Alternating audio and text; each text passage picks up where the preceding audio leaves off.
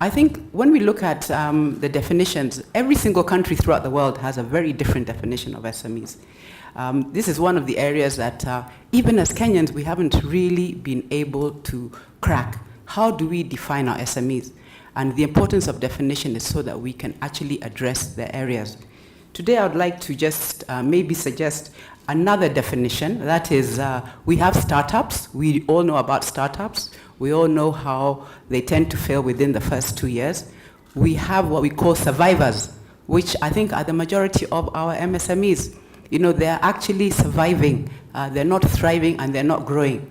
And then there's this missing middle, this medium entity that we actually need to focus on.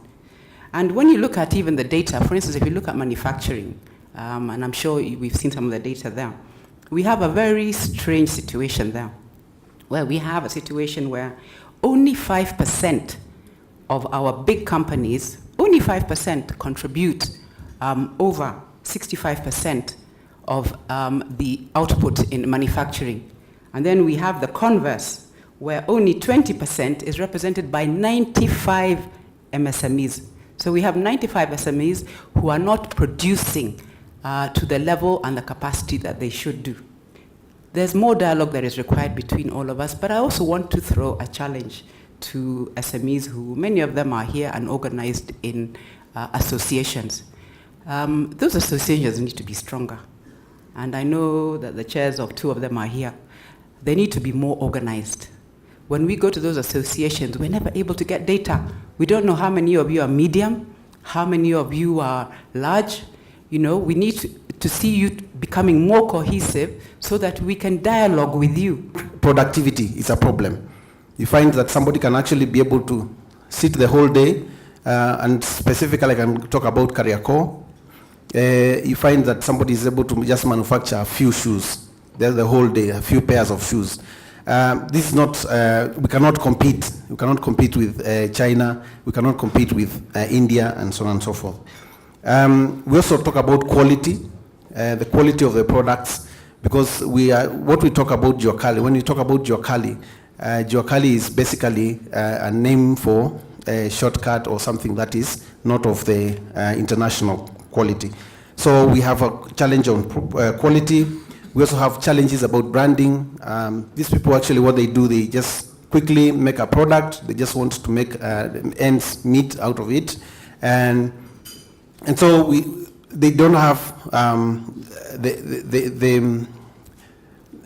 sensitization. They are not sensitized about the need for branding, for developing strong brands. Then finally, something about entrepreneurship, sustainability.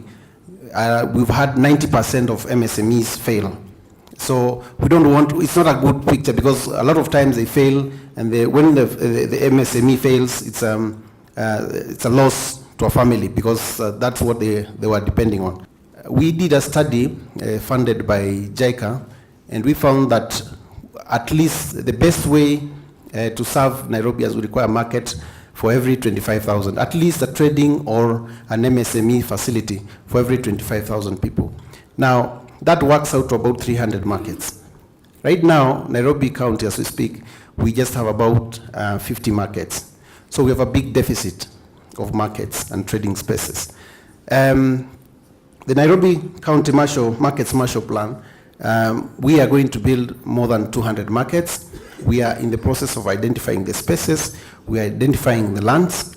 And because of the need to fast track this, we need to be in partnership. We are looking for partners, financial partners, as well as private partners. But because we realize that we do not have a legal framework, a proper legal framework, so we are going to relook at our PPP legal framework to see how we can be able to partner and quickly develop trading spaces. So while they're very important in job creation, that often does not translate to economic well-being, because they're often relegated to the less profitable elements or the less profitable parts of the value chain. And we're sort of going to get into that right now. And particularly when you look at the manufacture of leather and garments, MSMEs really, because those are capital intensive areas don't play a very large role. So when you look at transforming cotton to actual fabric, the capital intensive nature of that locks out a lot of MSMEs. So you'll find that in the textile and garments, the micro, small and medium enterprise really start playing a very important role after the fabric is ready and after the fabric is done. And in terms of the leather sector, it's also very similar. The actual tanning and production of leather itself, again, very capital intensive. So you'll find that, again, a lot of the MSMEs will sit in the value addition chain further along in terms of creating finished leathered goods. So you'll find that the micro and small and medium enterprises are interspersed along the value chain. So we just wanted to start a sense of where are these MSME clusters, where do they sit?